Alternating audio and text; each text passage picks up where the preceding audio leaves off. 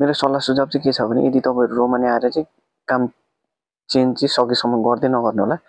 If यदि तपाईले काम पाइसकेपछि पनि चाहिँ कम्पनी चेन्ज गर्दा एकदम राम्रो हुन्छ।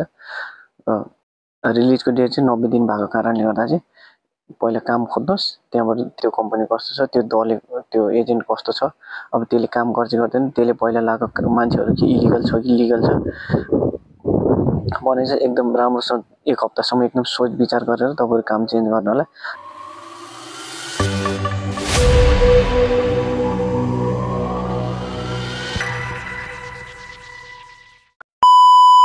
हेलो नमस्ते साथीहरु, welcome back to my channel. आज म न्यू डे न्यू एपिसोड साथ हजुरहरुसँग उपस्थित भइसकेको छु। आई होप तपाईहरु सबै सन्चै आराममा हुनुहुन्छ होला र म पनि सन्चै आराममै छु। आज म रोमानीको बारेमा जानकारी मूलक भिडियो लिएर आउने क्रममा चाहिँ हजुरहरुलाई एकदम इम्पोर्टेन्ट भिडियो चाहिँ हजुरहरुसँग पस्किने कोसिस गर्दैछु। आजको भिडियोमा चाहिँ मैले नेपालबाट हुने प्रक्रिया नभइकन चाहिँ तपाईहरु रोमानी आइसकेपछि चाहिँ हुने प्रक्रियाको बारेमा तपाईहरुलाई बताउन चाहदैछु। सो भिडियो स्किप नगरी पुरा हेर्दिनु होला। सो लागौं आजको मेन टपिकतर्फ। र मेन टपिकतर्फ लाग्नुभन्दा अगाडि मैले एउटा के रिक्वेस्ट छ भने तपाईहरुलाई, यदि तपाईहरु यस च्यानलमा नयाँ हुनुहुन्छ, तपाईहरु रोमानीको बारेमा यस्तै जानकारीमूलक भिडियो हेर्न चाहनुहुन्छ भने मेरो युट्युब च्यानललाई चाहिँ एकचोटी सब्स्क्राइब गरिदिनु होला, ताकि तपाईहरुले खोजिरहेको भिडियो चाहिँ तपाईको मोबाइलमा छिटै आउनेछ। र मेन टपिकमा जानुपर्दा चाहिँ तपाईहरु यदि रोमानी आइसकेपछि तपाईहरु काम चेन्ज गर्ने इच्छा हुनुहुन्छ भने तपाईले चाहिँ कति पछि चाहिँ काम चेन्ज गर्न पाउनुहुन्छ, तपाईले के डकुमेन्ट प्राप्त गर्नुपर्छ काम चेन्ज गर्नलाई भन्ने विषयमा तपाईहरुलाई विस्तृत रूपमा जानकारी दिन जाँदैछु। सो यदि तपाईहरु रोमानी आइसकेपछि यहाँ लिगल रूपमा बस्नु मिल्ने टीआर कार्ड बनेको खण्डमा तपाईहरु काम चेन्ज गर्न चाहनुहुन्छ भने मैले चाहिँ भर्खर एउटा शब्द युज गरे। त्यो शब्द चाहिँ के हो भन्दाखेरि टीआर पाएको खण्डमा। मैले किन भने त भन्दाखेरि चाहिँ अहिले चाहिँ नेपालबाट रोमानीमा ल्याउने नेपालीहरु चाहिँ कम्पनीमा कुनै पनि हालतमा त्यो पर्न असम्भव कुरो हो। परे पनि यता कता त्यो अपवादको रूपमा पर्ने कुरो हो। त्यसकारणले गर्दा तपाईहरु एजेन्सीको थ्रुबाट आउने, एजेन्सी थ्रुबाट आउँदाखेरि यहाँ तपाईहरुले कुन कम्पनीमा हाल्छ थाहा हुँदैन। त्यसकारणले गर्दा तपाईहरुले एक दुई महिना लगाएर न कम्पनीले हेर्छ न एजेन्सीले हेर्छ। त्यसै कारणले गर्दा तपाईहरु यो नेपालीहरु इलिगल हुने क्रम एकदम बढ्दो रूपमा छ रोमानीमा। मनी होस्टेल बसेको क्रममा मैले त्यस्तो घटनाहरु धेरै देखे, धेरै सुने पनि। त्यसकारणले गर्दा तपाईहरु एकदम सजग एन्ड सतर्क भएर चाहिँ एकदम मेन पर्को चाहिँ एकदम धेरै विश्वास नगरिकन सतर्क भएर आउनलाई भन्छु। टीआर कार्डको कुरा गर्नुपर्दा चाहिँ टीआर कार्डको चाहिँ तपाईहरु यदि इफ राम्रो कम्पनी छ भने तपाईहरु आएको 1 महिनादेखि 3 महिनासम्म टीआर कार्ड बनाइसकेको हुन्छ। र टीआर कार्ड बनाइसकेपछि तपाईहरु यदि तपाईहरु काम चेन्ज गर्ने इच्छा छ भने, यदि कम्पनीले चाह्यो भने तपाईहरुलाई टीआर कार्ड बन्ने बित्तिकै हुन्छ भने, कम्पनीले नचाहेको खण्डमा चाहिँ तपाईहरु 1 देखि 2 वर्षसम्म बस्नै पर्ने हुन्छ कम्पनीमा। कम्पनीले अब कतिवटा कामदारको आवश्यकता छ, कामदारको आवश्यकता छैन भने तपाईले सजिलैसँग रिलिज दिएर तपाईलाई पठाउँछ भने, कामदारको आवश्यक छ भने तपाईलाई 1-2 वर्षसम्म राख्छ। कुनै कम्पनी अनुसार फरक पर्छ त्यो। कुनैले 1 वर्षसम्म राख्छ भने कुनैले 2 वर्षसम्म राख्छ।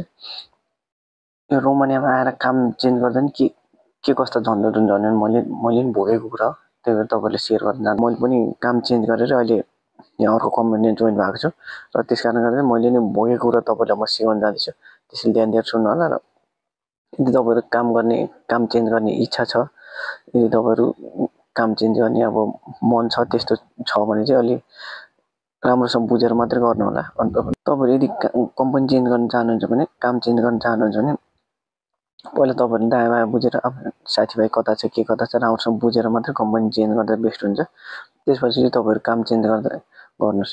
र यदि तपाईहरु अब कोही साथी चिने हैन, अब एजेन्टबाटै गर्ने हो भने चाहिँ तपाईहरु यदि अहिले नेपाली दलहरु थुप्रो छ। तपाईहरुको बुकारेस्टमा चोकमा भेटिन्छ नेपाली दलहरु।